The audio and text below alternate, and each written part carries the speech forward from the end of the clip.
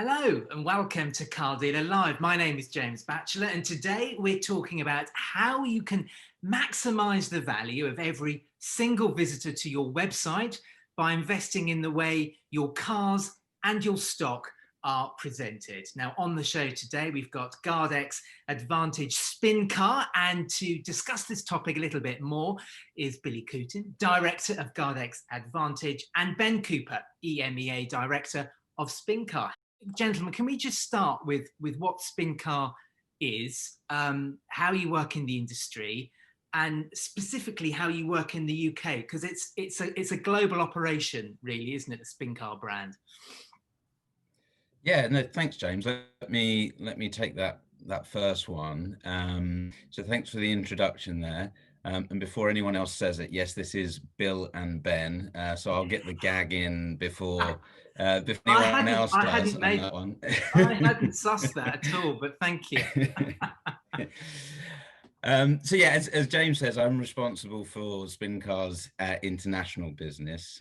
We are a US founded company. We've been in business now for 6 years. But we do work in, we have clients in 30 different international markets, and we work across retail, wholesale, and some, other bases, insurance, auction, and so forth. We're actually the patent holder for the 360 imagery product. That's where the Spincar company name came from. But really over the last 6 years, we've been building out a full digital merchandising platform, which really looks to help with all aspects of the car buying journey, for shoppers that are spending, as we all know, the majority of their time researching and purchasing cars online. And James, to your point, I think obviously COVID has accelerated that, but these were already trends that were pretty firmly, established in the industry. Outside of North America, we go to market through distribution partners. And as you mentioned, in the UK, we partner with Billy and his team at GardX. Yeah. I mean, on that point of COVID and everything, I mean, I think the topic of video, 360-degree video, was one of the first sort of big things that I sort of got involved with when I joined the industry over 10 years ago. And then it was very much a new thing. Dealers have been sort of slowly sort of adapting to it, haven't they? But I mean, this year it's catalyzed it to an unbelievable scale, hasn't it? Yeah, absolutely. I think certainly as this whole shift to online happens, it's definitely a core part of how dealers are going to trade and transact, and how they're certainly going to merchandise their vehicles. And thanks very much, James and Ben, for your introductions. And just to pick up from where Ben and yourself, James, left off, we've been partnered with Spincar now for well over 3 years. And the main reason that we chose to do so, obviously, because we come from a background in F&I products. We recognized the industry shift to online and identified the threat to our core business, and realized that our F&I products needed to be merchandised in different areas of the consumer journey. Digital merchandising for us was initially just an upsell, but now it's become really a core part of why and how we win business. If you take some of the recent large OEM wins that we've had in our insurance business, certainly the feedback that we had was that our offer became so much more compelling due to the fact that we were talking about and providing these digital merchandising technologies. So I just wanted to kind of position that's why we walk down this path now, and how we see the fit between what is traditionally an F&I based business to now a digital online merchandising provider as well. Yeah, fantastic. Well, can I just pick up on something you said there, which is about digital merchandising? Ben, are you able to explain what that term is and what does it mean?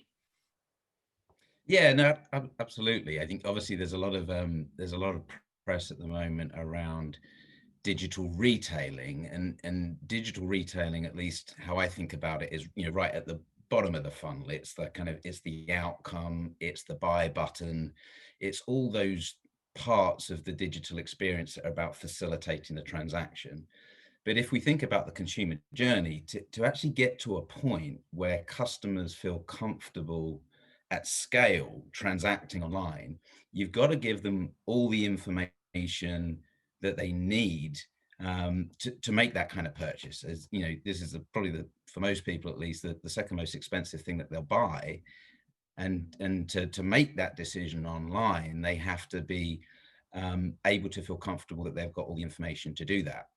Now, merchandising is really about kind of, fulfilling that need. And it's not just about imagery, it's about all those things that are important in the sales process. It's about accessorization, it's about finance and insurance, it's about exact specifications, what comes with this vehicle.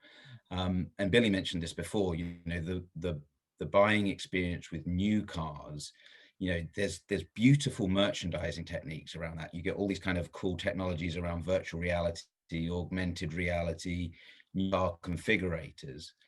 But in the used car space, oftentimes, cars are represented and the features, etc., with pretty kind of static lists. And that's where, we believe as a company, we can help the industry bring vehicles to life more to facilitate that kind of consumer purchase path. Yeah. And just so, Billy, just before I turn to you, there's something I just wanted to pick up on there is the fact that we've got to remember that just because a used car buyer is interested in a used car, it doesn't necessarily mean they haven't been dreaming, they haven't been looking at new car websites. And I think it's understandable to expect a used car buyer to expect a similar level of product presentation in the used market as they get in the new market, isn't it? Yeah, I think you're absolutely right, and really that's probably one of the core driving reasons behind launching our new product, which is Feature Tour. One of the core challenges that we feel facing retailers at the minute when selling used cars in an online space is exactly that. They get such a rich experience in terms of feature level detail when shopping for a new car. Take, for example, I was looking at a Volvo the other day, and I came across an option that I hadn't heard of before, which was called Bliss. Now, one quick look on Volvo's new car configurator told me that Bliss means blind spot monitor. Now, I've been in the auto sector my whole life, and that wasn't necessarily clear to me until I'd done that research. You take a consumer that's shopping for a vehicle every 3, 4, maybe 5 years, they're going to have even less of an idea about what certain features on a vehicle actually are. As it turns out, Volvo's Bliss is a great feature. It's their version of blind spot monitor. I myself do a lot of motorway miles, or I used to do a lot of motorway miles, and that's definitely a feature that I'd like on one of my cars. But the challenge when buying used is that this is, and again, to Ben's point before, this is normally just one word or single line descriptions. And really modern day cars are so complex and jam-packed with technology that really requires far better explanation for customers to really understand it, and then more importantly, to place value on those features. The issue here with the customer not placing any value on said feature is that then they just start reverting to shopping on price. So it's really important for dealers to utilize the correct tools to fully merchandise their inventories to ensure they don't miss out on the opportunity to demonstrate true value to their customers. And we think that at the minute there's a slight disconnect when, like you say, customers will look at both new car experience and used car experience. And it's important to try and bridge that gap and give them some level of consistency in terms of the journey that they go through when looking at new and looking at used cars. Yeah.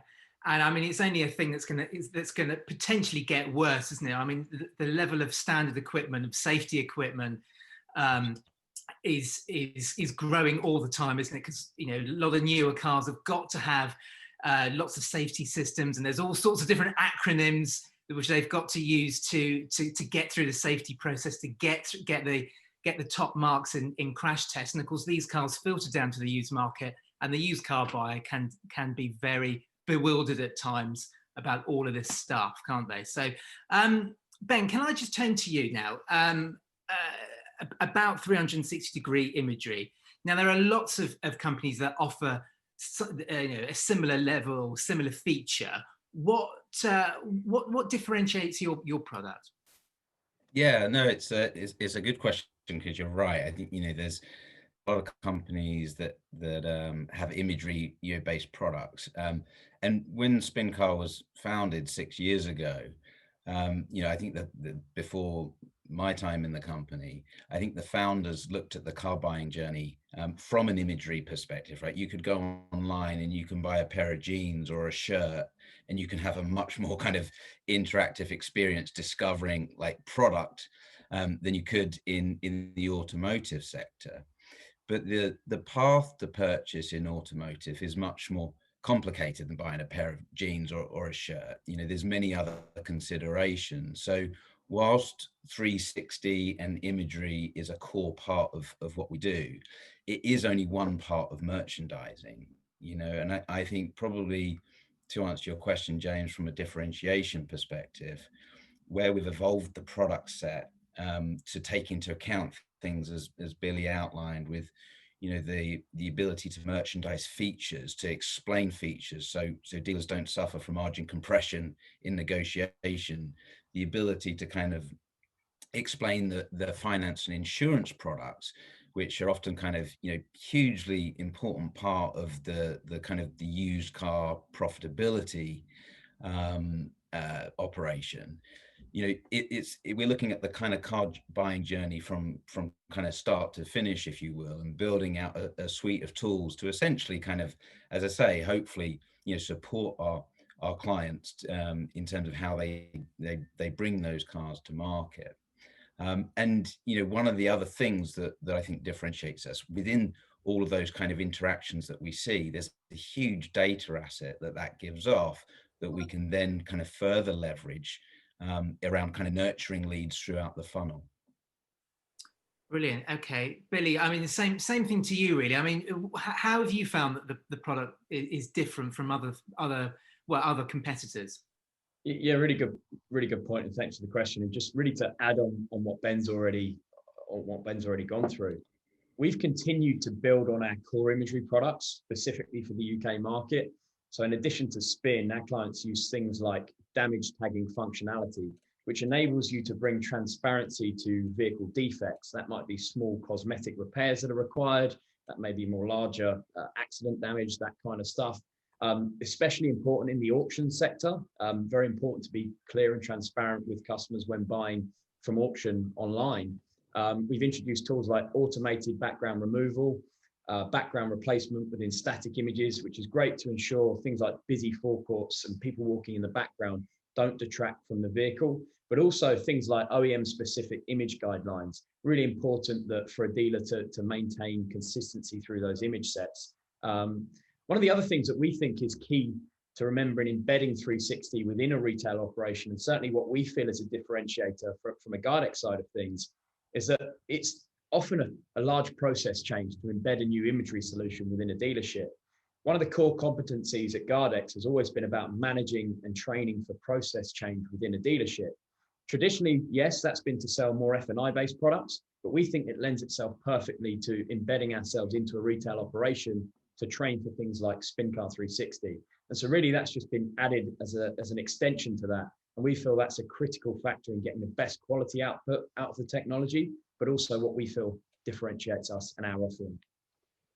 Brilliant. Okay, well, we've discussed what the product is and how it's different from other competitors. Let's talk about the benefits to the dealers who are watching this. They want to know exactly what the benefits to them are. So Ben, question to you.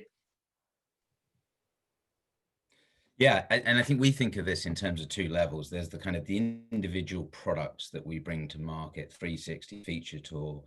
Each of those, you know, we can certainly share kind of information on benefits, but when you roll them all up, all those products together in terms of the data, there's a platform benefit there that we can touch on as well. You know, certainly from a 360 perspective, you know, what we're really trying to achieve with this product in the retail space is helping customers learn about the vehicles. And the best way to measure that is by looking at the time they spend engaging with those vehicles on the vehicle detail pages, you know, how they interact, the hotspots that they look at, how they discover the vehicle. And we typically see like a 25% increase in that kind of website engagement time.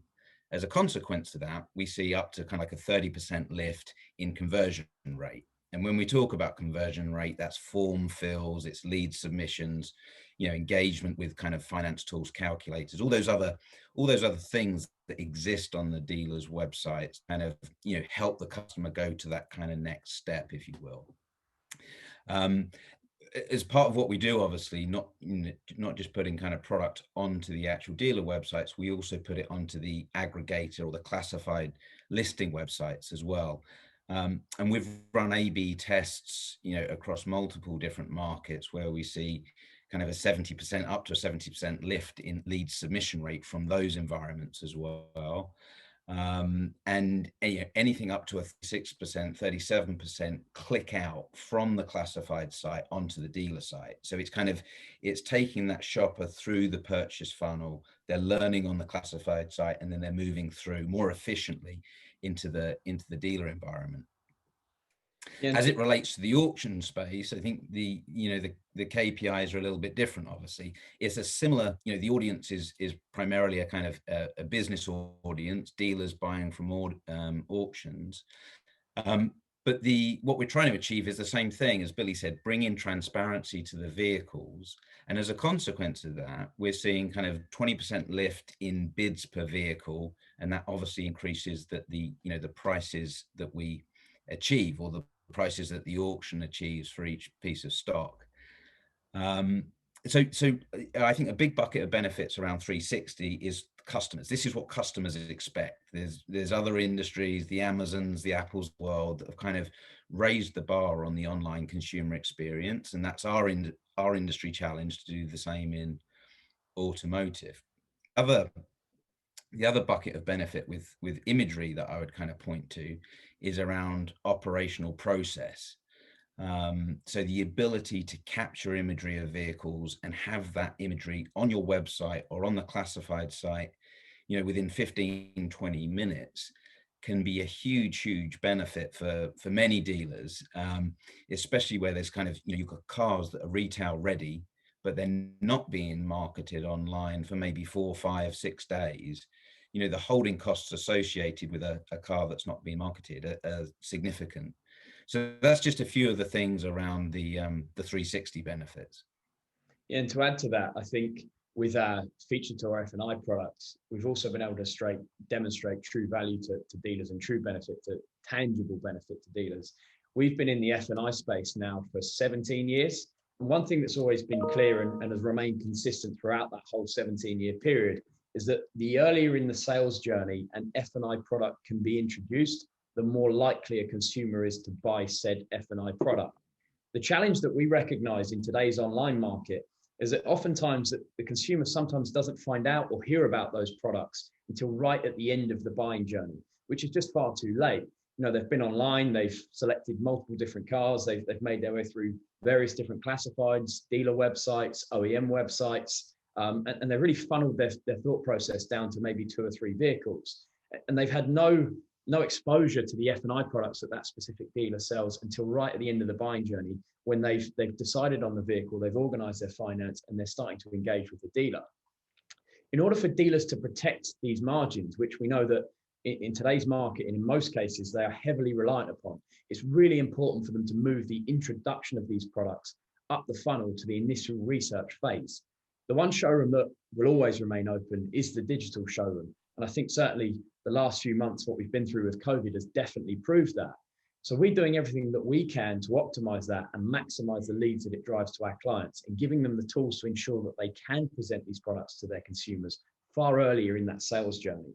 In some cases, in dealers that are utilizing these tools that we offer to them, we've seen increases in penetration rates by up to 20% just by using these technologies.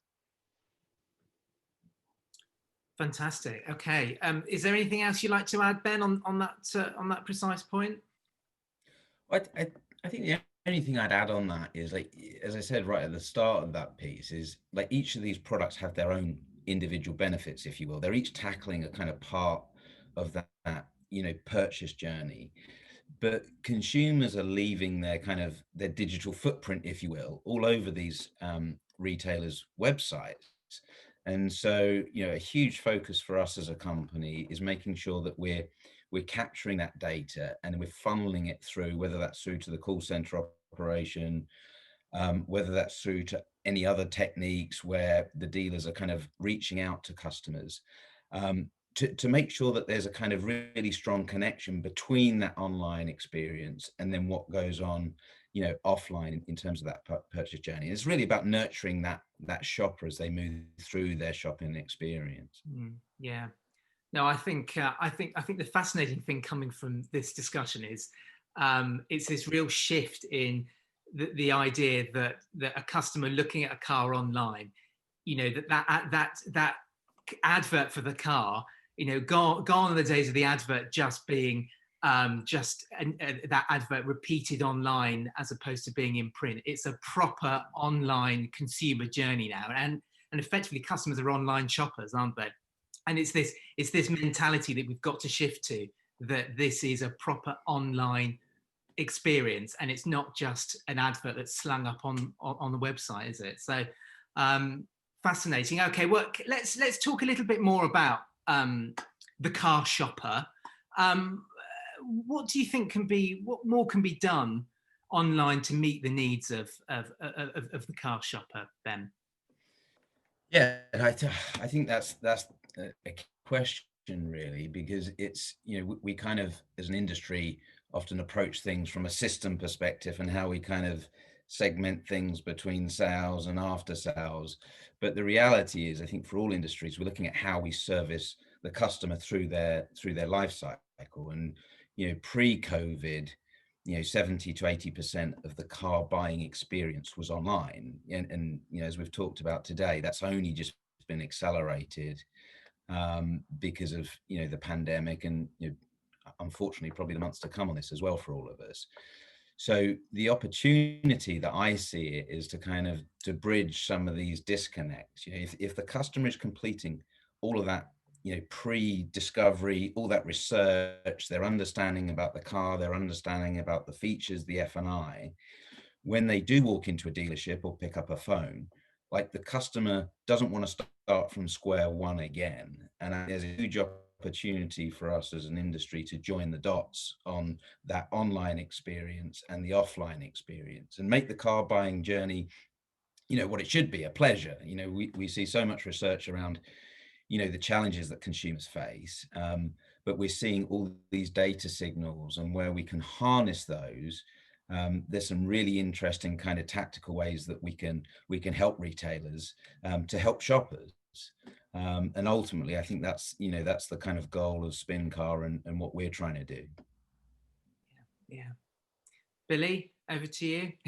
Yeah, and I think it really, just to pick up on Ben's point, and what to me is really a practical example of what Ben's point around leveraging the data is with our retargeting product.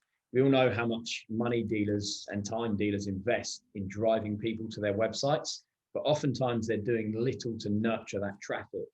Again, we all know that probably somewhere in the region across the industry of about 95% of web visitors don't end up converting.